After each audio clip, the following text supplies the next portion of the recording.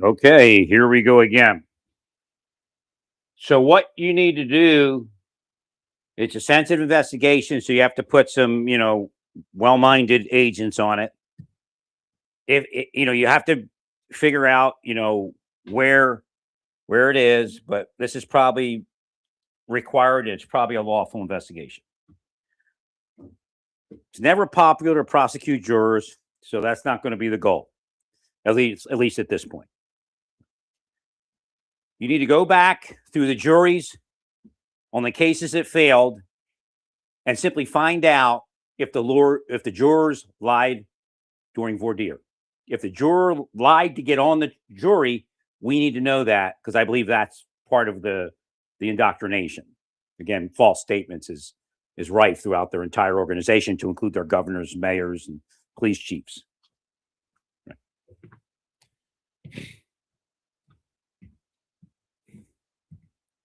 So you need to investigate as to whether these jurors are tendering false statements so that they can get on a jury and throw the jury.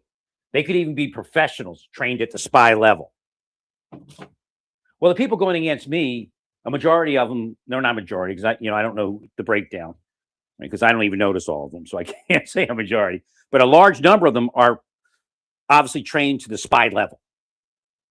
And that means they know the role playing game. They know how to dominate people. They know how to take a jury and take them to an innocent verdict. They could actually even be somebody like that had worked in the federal government. And they just want to tear down the government all they can because now they're not there. Again, it came up the last jury. I was looking who the fourth person was. I'm wondering who she really is. She may be trained to tear down a jury. Her name could have even been inserted. I don't know how, because you can't trust the clerk's office. Is that list of people an honest list? Or is it what these pollsters do? They look for the people that are going to, that are registered Democrat. And like left wing, even. Who knows how far it's gone in Minnesota? The Chinese and the Russians designed this to discredit our jury system, to discredit our freedoms, and to discredit our system of criminal justice. I guarantee it.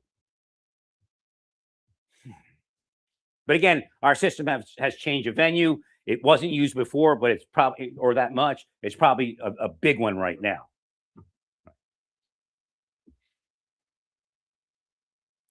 So be able to present to a judge whether jurors are lying.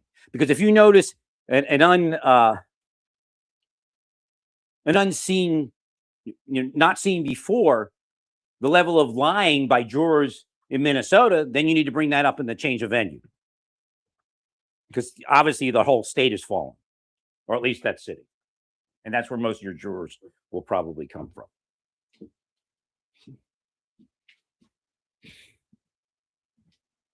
No, criminal activity is not peers, okay? A jury of criminals intent on allowing crime is not a jury of peers. It's just how it works. And if a person in there is an operator trained in spycraft operation, they will know every day how to manipulate that jury to put it where they want it.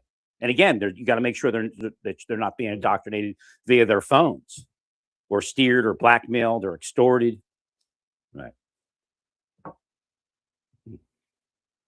Yeah, you can see why I was in the Marshal Service, right? Idiots.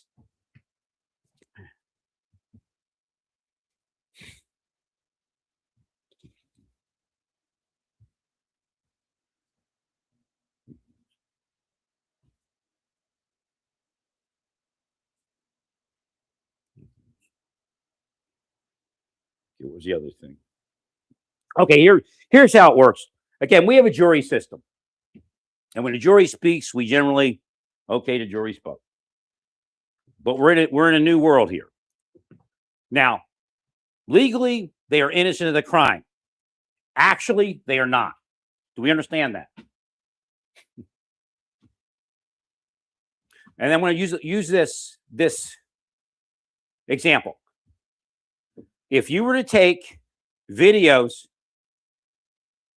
of Minneapolis, hand it to a judge, Say, here, Judge, we're gonna sit down and talk.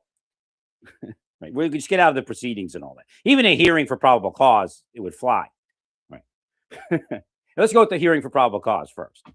You can go in that hearing for probable cause. You can present the evidence, and the judge would say, yes, there's probable cause that these people did it. I can see it. It's right there. Right. Now you can take the judge's side and say, Judge, if you sat on this case, would you convict those people? The judge would say yes. So there is no mechanism for the government to appeal a decision and then convict somebody. But there is a mechanism for a citizen to appeal a decision and be found innocent instead of guilty. It's something, it would be similar to that. If you were to appeal some of that stuff, and I mean, that's probably Russian, Chinese type of stuff. I wouldn't do that, but I wouldn't put that in our system. And that's their point. That's the point they're trying to make. Totalitarian is the way. We're not totalitarian. As I tell in the mind, I project to the trans people mostly. Sometimes, other people, but they're the ones that are coming up with the most questions because they're freaked out about what's going on and have been for years. Right. So I tell them, you're still protected by law. Maybe it's not fair. Maybe it's not what you want. Maybe it's wrong even, but you're protected by law. So there's only so far the Trump administration can go. And I always bring up the military thing. I said, that's just nothing. Whoever is fighting that fight is creating issue, because the military always could exclude you. People are in like great careers. They feel great. They come down with some stupid thing, medical condition, and they have to leave the military. They don't want to leave, but they go because that's it. It's the way it works. If they had that medical condition, they would have never got in. So it doesn't matter. That's a no-brainer. In fact, I tell them, look, just get out and get a civilian government job. Run for office, like what's her name? I mean, she wasn't in the military, but Danica, whatever her name is. Right. So, right. The whole thing is coming up. It's the Democratic Party is involving the trans people in their shit. And it's just messing them and mess them up. Right. So again, superimposing that template of radicalism, that template of indoctrination screwed it up for the trans people. Because you have to do it quietly, and you have to do it at a certain pace, and then it works. Right. But you have to understand, before the Democrats started that with you, you had more rights, most likely, and nobody even noticed you or cared. Right. The same thing with the immigrants. until the Democrats messed it up, nobody really cared that much. Right.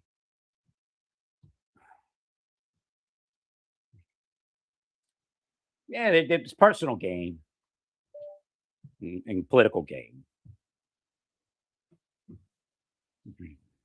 So again, what I'm trying to say is the people in Minneapolis present around that shooting yesterday were all committing felonies, because the mens rea, the mindset, the criminal intention was there to disrupt law enforcement operation. And you only have to go to federal law. If you are just issuing a subpoena, not even, an ICE operation, that's a higher level of operation. Right? It is illegal to disrupt you from your appointed routes. So under Minnesota law, you could be arrested and should be. So we don't have shootings. It isn't that Minneapolis police officers are any better. It's a fact on how law enforcement works. Right? If the state and local allow anarchy and demolish law and order, then you're going to get to that level. Now, if the federal government were state and local officers and they were applying the law, we'd have been fine. Or if the state and local officers were allowed to apply the law. Right. I'm hearing inside from law enforcement officers, the only way it can be done, because if they speak out, they get fired or even the life ruined. Right. So I'm psychic. Right. We sat down. It's like a mind meld, is what I call it. Right. And they started saying, look, we can handle this. This National Guard, who needs them? It's simple. I just start writing my tickets. I start writing the violations. I start impounding vehicles. I start, seizing and forfeiting vehicles, depending on what's happening. But see, that progression of now you got to forfeit, now you got to impound wouldn't happen because they'd be written a bunch of tickets. Right. And they say, hell with this, I'm not. Right. Yeah, some hardcore people, but he's not supposed to even be there. That's what I'm getting at. The idea that he was armed is serious. He's not even supposed to be doing that. Now, if you showed it to a judge, yeah, he's committing a felony crime. And I can even make the argument in front of the judge that's the responsibility of the governments of Minnesota and Minneapolis. Because that's the only way law. In other words, there are people out here in Butler County today that if they knew they could get away with crime, they would do it just for the sake of getting away with crime. Now, it might be because I want to commit a crime against that person or that person, which is what we have there mostly in Minnesota. Some of those people don't give a damn. They just love lawlessness and committing crimes. They're psychologically unbalanced. Preddy was psychologically unbalanced. You know, you're making it, we have to speak ill of the dead. Why? Because you're making a requirement. Preddy was psychologically imbalanced, at least that day. I don't know how long. They have to look at his communications to see if he had some sort of hidden thing that he was into. Right. And I'm not talking about porn. Who cares? That's the funny thing about the Republican Party. Like, because again, there's the thing that you have to meet, but nobody does, you know? And when it comes to like porn and stuff like that, it's like, I looked at the figures for porn. I mean, it's astronomical. Right. It doesn't mean anything. Right. And I think the first rise of porn was honest because of, it was before the computers. It was AIDS, HIV. So everybody's like, well, we can't be with people. Look, if you don't need sexual release, I will tell you that your hormones are screwed. And again, some people go through life with low hormones. Right. Some people lie through life, have high hormones, and act like they have low hormones. And a lot of preachers like that. A lot of Republicans like that. I don't know. They say Lindsay's actually a woman on his off-duty hours. He's a trans. I know Lindsay gets attacked like that all the time. Yeah, Lindsay's the guy they love to make gay.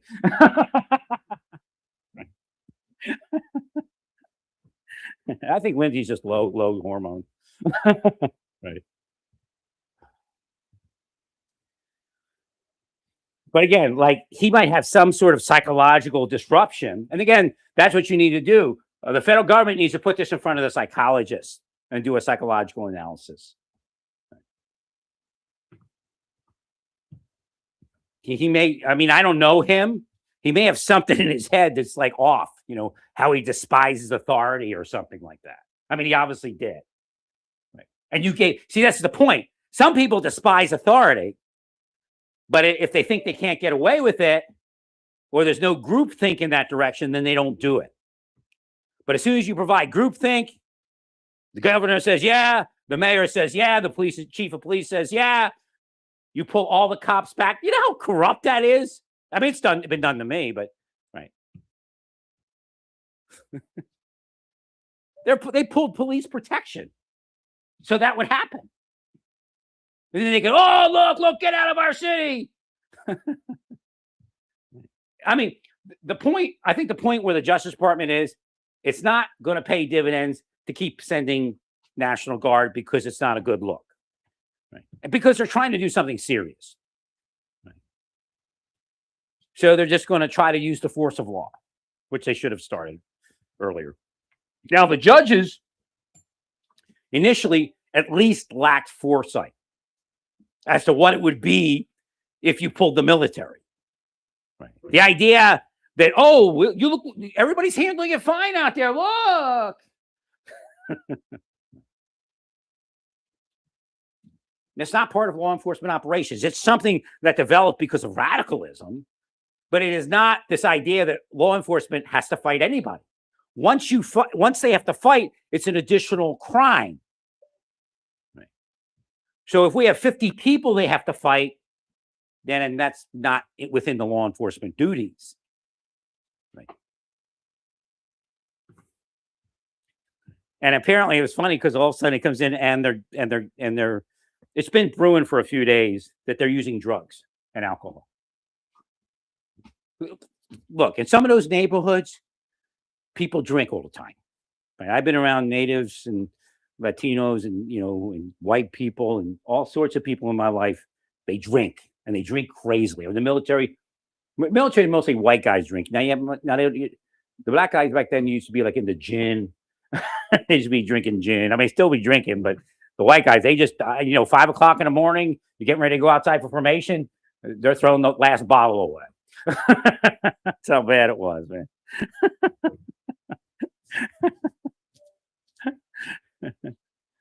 Me, I'm getting ready to do the marathon dash. I'll be road guard. Yeah. Woohoo!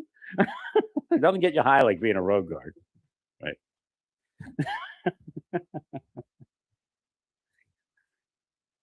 I used to run the load when I came E5. I couldn't get away with it, so I used to run the road guards. I was a road guard, but I would run them. I'd be like the NCO in charge, unofficially, but right.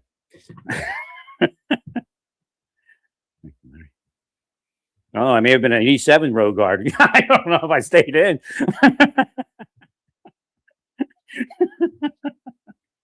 No, because we used to race. So we not only run PT, we would race. Every time it was your turn to go to the front, you'd race the guy on the other side. I'd go up one side, he'd go up the other. Right. No, it wasn't normal road guard. It was insanity. I think Eder was one of them. Eder was one of the road guards, I think. Sergeant Major Eder became Special Forces and all that. I think he was one of the road guards on that did that stuff. Big Red One. Right.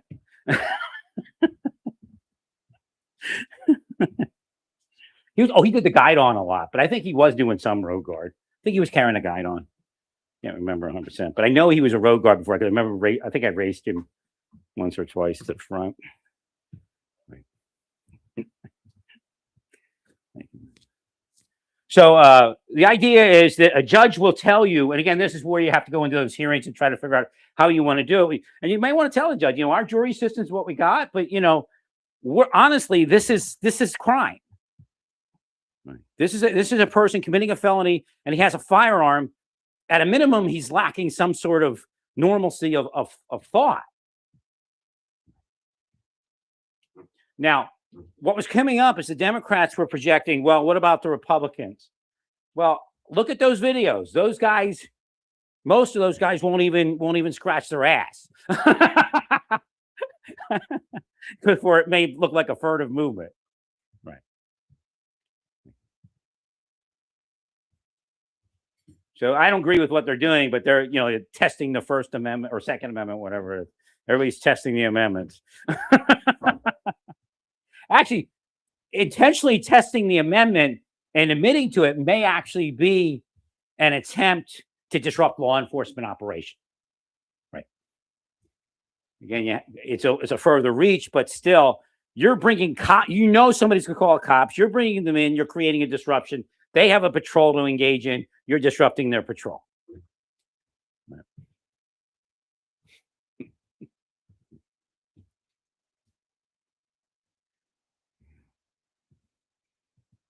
So again, those judges, Your Honor, these are felony crimes, all of them. So the way Minnesota would handle it, and would have been handled right from the beginning, again, they're not going to be out in them vehicles beeping long because it'll be the city will own the vehicles, or at least seize them until trial. Then go buy another one if they want, and then we'll take that one too. Thank you.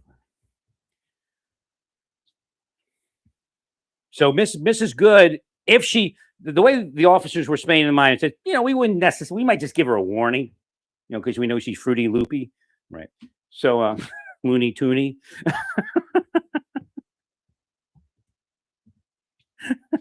So he's saying, ma'am, you're not supposed to be doing this. We might write her a warning, might write her a ticket, but not impound her vehicle. But as soon as she gave us lip, that'd have been it. She'd have been going in, and we'd have impounded her vehicle. And the attorneys would have been looking at whether they want to keep it, or just right, not forfeiture, but impound it pending trial as evidence. Right. See, that's one of the tools they got in Minnesota to do. They don't have to seize it. They can impound, but they can, of course, the lawyer will say, you know, why are you impounding? My client needs this vehicle. Well, your client did this, your client did that.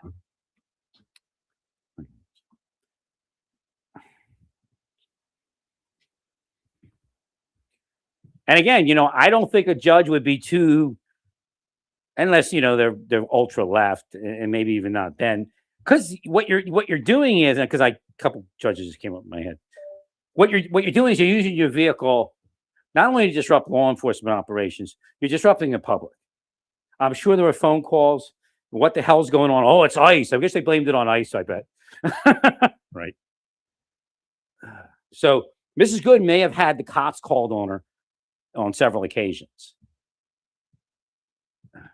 as well as some of the others.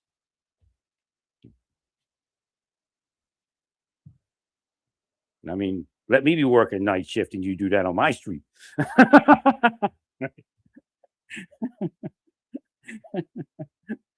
No, I wouldn't go out there at all.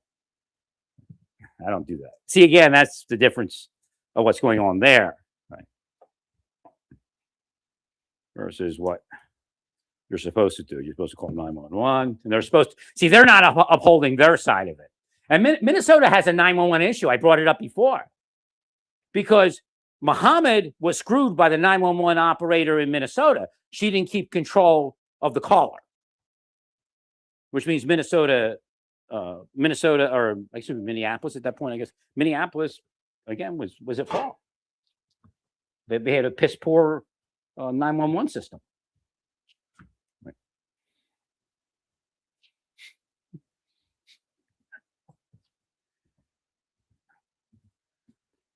Right. The caller's not supposed to come out to your vehicle, go bang. Hey, what up?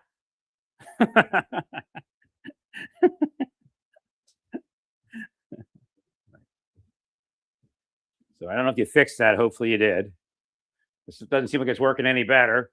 You're not coming out to those calls. Well, it's ICE. It's ICE. Okay, you're allowed, based upon just, what's the word I want to say? Executive privilege of your state, right? Executive privilege of our country, at face value, initially to say, I'm not going to enforce that civil law. Right. But that's all you can do. That's criminal law. What they're doing to the ICE people, no, they don't have to stop. Again, it appears that the governor, the mayor, the police chief, and their people, their inner circle, are guilty of intentionally disrupting federal law enforcement operation and obstructing justice. Because they're saying all they have to do is stop. Every time Walz, if he ever says that you have to go, he knows what's going on. He's using the anarchy to push you around and push you out of his state as far as federal law enforcement. He's guilty of obstruction of justice. Now, again, he gets to go through a trial and all that crazy shit. But if you take what's going on to a judge in a hearing, the judge will say there's probable cause that they are obstructing justice. Now let's go back to those original judges. I think they would need to come up with a different decision now. Well, because it's mayhem. And the officers aren't creating the mayhem. That's the illusion. That's what's built into the psychological operation. That's what's built into the radicalism, the indoctrination. Stalk me and then say I'm the stalker. Impede ICE and then say they're impeding. Russians, Chinese, put it in there. Guarantee it. Right.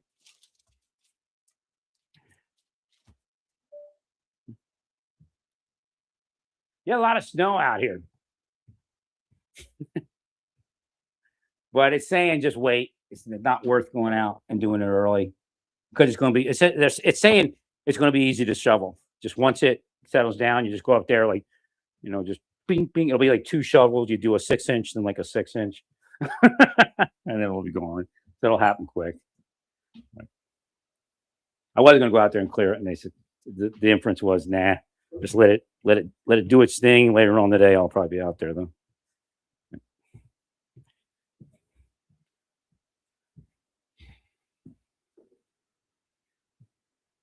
It is some pretty heavy snow, but ain't gonna be nothing but a thing.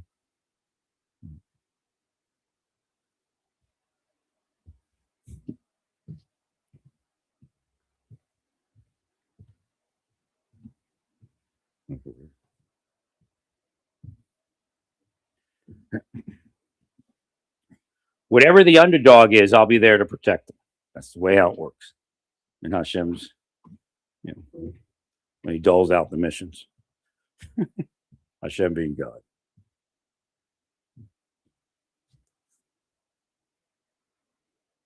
This is the weirdest thing in the world. I bought a Chemex coffee cup because they look cool, but I was worried about them being too small. So I look at a photo and I'm like, okay, looks like it's pretty big. I don't think it's that small. I purchase it and I get it, and it's smaller than it was in the video, in the image. I'm still trying to figure it out because sometimes angles make something look bigger or smaller, but the person's hand it's got to be so freaking small. Right. And they're going, oh, it's not that small. Well, if you're 4'2" and you're a dwarf with little hands, of course it's not too small. But you neglected to tell everybody else that.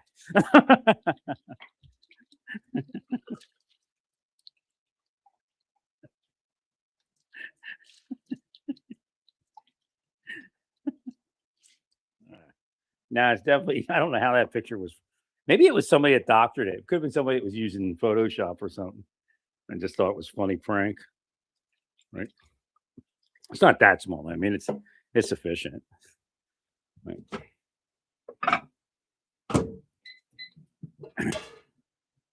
All right, so we got to get to prayer here shortly. Well, there's no way that these people are in a protective activity. This is the point. If somebody's standing on the sidewalk peacefully next to somebody that, again, looks like some strange operation. I'm going to tell you ICE is perfect. I mean, with the number of operations that they're engaged in, it'd be interesting to find out what that number is. The percentage of issues is very small, especially since you're out in the street trying to cause something to happen. You aren't there to protect anybody. You're all there to upset the apple cart and cause a shooting, cause violence, and then say, "Oh, look!" Right. Look, you radical leftards have been around for a long time. Now there are people in the right do similar things, but the radical leftards do it better.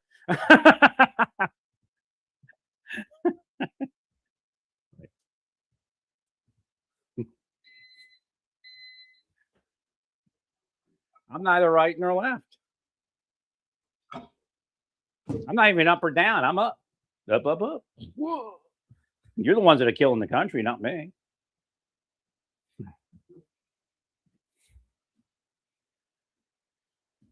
Well, that judge, hopefully she didn't do it on purpose. I don't remember her name, but if somebody's sitting on a street corner and they're quietly protesting and there's another 50 person and they get tear gassed, there's no way to work that. She shouldn't be there, though. Do you understand that? That whole entire thing is there to disrupt law enforcement. And her presence as a protester is part of that, not protest, but disruption. Again, you can't protest something that's illegal, or you can't protest when it's illegal to protest. So obstruction of justice is a felony. If you're engaged, it is obstruction of justice to make that noise, especially in Minnesota.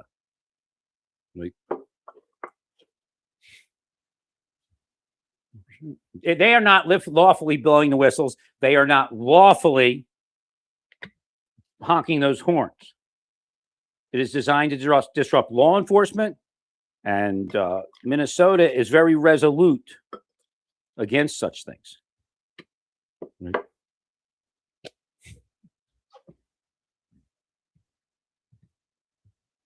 So they can't be protesting. The fact is, you can't be committing a felony and calling it protest, even if it fits some sort of skewed perception. That's why they're saying freedom of protest. There is none.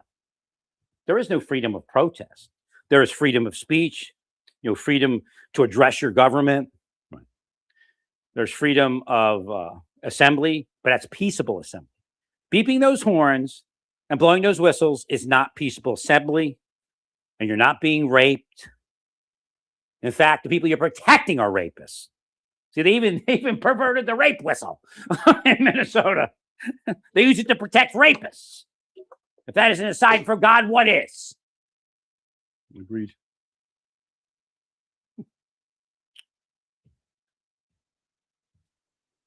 Well, they're protecting rapists. This is what the Democrats keep doing. Oh, what about J6? 8 hours, one day? Right.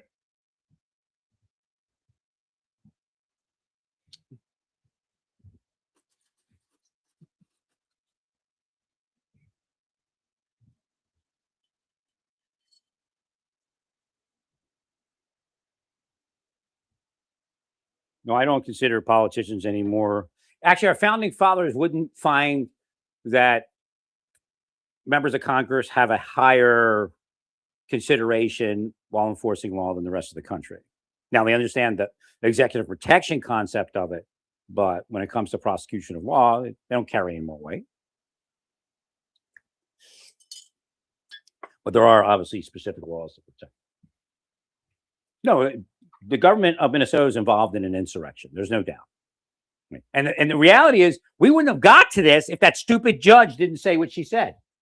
She was looking at, oh, look, they're doing fine out there. Yeah, but we have like 2,000 military people here.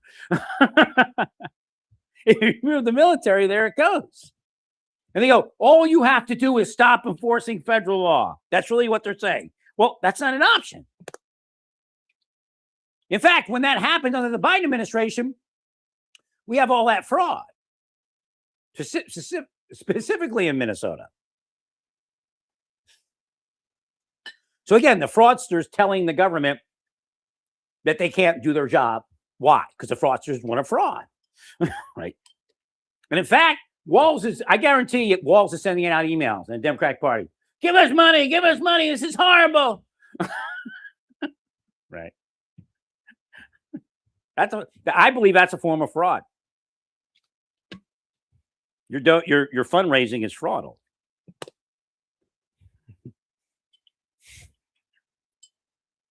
But again, you're a protected class of people. I realize that. 100%. We're going to get to prayer now. Stay peaceful. Praise God in all that you do.